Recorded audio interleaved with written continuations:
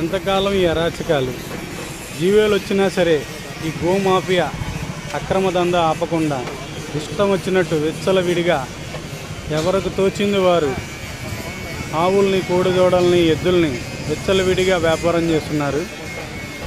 ఈరోజు విజయవాడ పడమట దగ్గర మన తోట సురేష్ గారి ఆధ్వర్యంలో 2 క్యారీ వ్యాన్ వెహికల్ని పట్టుకోవడం జరిగింది.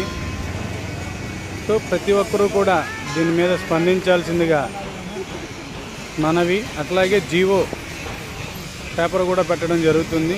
దయచేసి ఢిల్లీ బండి అని చేసుకోగలరని. 6 అడుగుల మనిషి తోట సురేష్, తోట సురేష్ 6 అడుగుల మనిషి. ఇంకేం కావాలి నీకు? ఇంకేం కావాలి నీకు? నిన్న కాక మొన్న గవర్నమెంట్ జీవో వచ్చింది, మీకు తెలుసా? గవర్నమెంట్ జీవో వచ్చింది తెలుసా? గవర్నమెంట్ జీవో ఇచ్చిన తర్వాత అయినా మీరు విచ్చలవిడిగా తోలేసుకుంటున్నారు. ఏ బండి అయినా సరే, ఎవడైనా సరే, ఏ బండి అయినా సరే, ఎవడైనా సరే విజయవాడ క్రాస్ అయితే చూస్తాను. గవర్నమెంట్ జీవోలు ఇచ్చినా కానీ గవర్నమెంట్ లెక్కలేదు మీకు, ప్రభుత్వాలు మీకు లెక్కలేదు మీకు.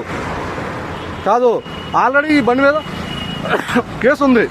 నువ్వే ఈ బండి కేసు ఉన్న బండి కోర్టులో నుంచి తిప్పేస్తున్నారు మీరు. కాదు, ఓవర్ యాక్షన్ చేస్తున్నారు మీరు. మీరు ప్రభుత్వాలను మోసం చేస్తున్నారు. మీరు ప్రభుత్వాలను మోసం చేసుకుంటూ ఇదే నువ్వు చెప్పావు కదా, చెప్పారు కదా. కాదు, నిన్నేదో మేము తిట్టామంటున్నావు కదా. నువ్వు కార్ నెంబర్లు కాదు బాబు, నువ్వు కార్ నెంబర్ చెప్పినంత మాత్రాన ఏమవుద్ది?